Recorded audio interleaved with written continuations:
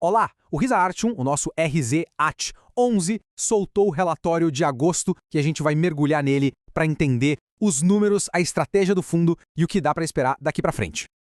Bora lá então. Vamos direto ao ponto descobrir o que essa última atualização mensal do RZAT11 tem para nos contar. Antes de mais nada, é super importante a gente entender qual é a do RZAT11, como ele funciona, qual é a principal estratégia de investimento e, claro, como ele gera valor para os cotistas. Bom, o foco do fundo é bem claro. Ele compra imóveis de empresas que atuam em setores bem resilientes da economia. A ideia é genial. Essas empresas vendem o imóvel, pegam o dinheiro para investir na própria operação e o fundo, por sua vez, garante um contrato de aluguel de longuíssimo prazo. E o mecanismo por trás disso é o chamado sale-leaseback. Funciona assim, ó. Primeiro, o fundo compra o imóvel da empresa, injetando uma grana direto no caixa dela.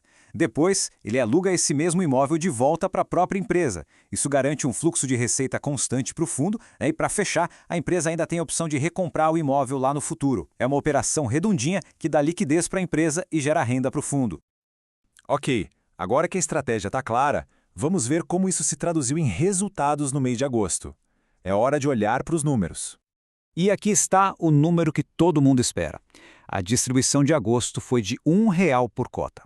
Esse valor veio bem alinhado com o que a gestão projetava e mostra uma certa estabilidade, que a gente vai analisar melhor já já. E o legal deste gráfico é justamente isso. Ele coloca o dividendo mais recente em perspectiva. Dá para ver que o fundo entrou num patamar de estabilidade, depois de uns picos ali atrás, que, vale lembrar, foram muito influenciados por uma inflação mais alta na época.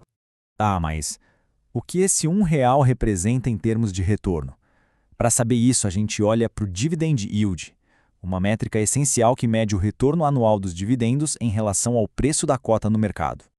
Em agosto, o Dividend Yield anualizado do fundo bateu impressionantes 13%. Já o valor patrimonial da cota, ou seja, o valor contábil dos ativos, fechou em R$ 101,11. Ele sentiu um leve impacto negativo da marcação a mercado, o que é normal. Isso nos leva a um P sobre VP de 0,92, indicando que a cota no mercado está sendo negociada com desconto. E para dar tranquilidade, o fundo ainda mantém 23 centavos por cota em reservas, o que ajuda a manter a previsibilidade dos pagamentos.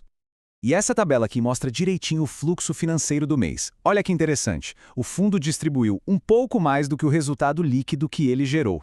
E como ele fez isso? Usando justamente as reservas acumuladas. É para isso que elas servem, para suavizar as distribuições e manter a constância. Agora, vamos abrir o capô do RZAT11 e dar uma olhada nos ativos que geram toda essa receita, o portfólio imobiliário do fundo. O portfólio é bem concentrado. São 11 imóveis alugados para 9 inquilinos diferentes. E um destaque enorme aqui é a taxa média dos contratos IPCA mais 9,7% ao ano. É uma taxa muito robusta, que protege o fundo da inflação e ainda garante um ganho real bem significativo. Quase todo o capital, 95%, está alocado direto nos imóveis. Como a gente vê aqui no gráfico, a diversificação setorial é um ponto forte. A maior parte está no setor industrial, que é super resiliente. Depois vem logística e comercial. Isso é ótimo porque dilui o risco de depender de um único setor da economia. E essa diversificação não para no setor, ela também é geográfica. O fundo tem imóveis em 7 estados diferentes, o que ajuda a mitigar riscos regionais.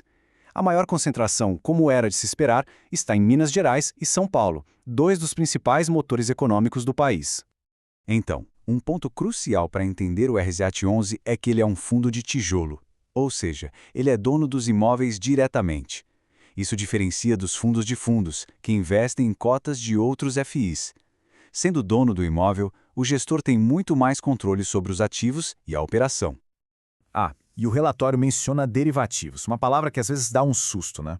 Mas calma, nesse caso é só um componente técnico de uma única operação, a do imóvel da Aliança Agrícola. Não tem nada a ver com alavancagem especulativa, é só parte da estrutura daquele negócio específico.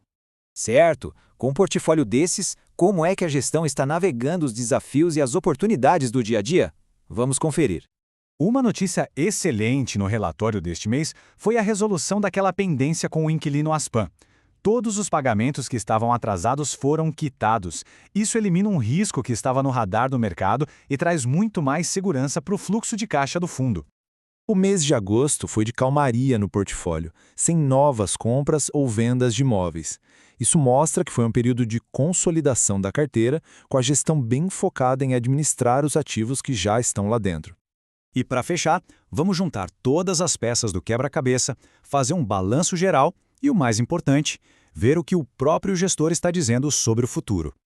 Resumindo a ópera, os pontos positivos são bem claros. Um portfólio diversificado, contratos com taxas excelentes e aquele problema de inadimplência resolvido.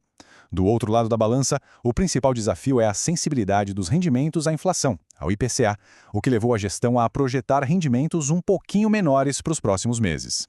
E aqui estão as palavras do próprio gestor, direto do relatório. Eles estão ajustando as expectativas para o futuro próximo com base nas previsões de inflação. É a gestão sendo bem transparente sobre o que esperar daqui para frente. Essa pequena redução na previsão é uma resposta direta à deflação que a gente viu recentemente. É uma atitude prudente da gestão, pensada para manter a previsibilidade dos pagamentos e evitar qualquer surpresa negativa para os cotistas. E isso nos deixa com uma reflexão final sobre o grande desafio que o fundo tem pela frente. Como navegar num cenário de inflação que sobe e desce, mantendo o equilíbrio perfeito entre pagamentos previsíveis e a rentabilidade real do patrimônio a longo prazo.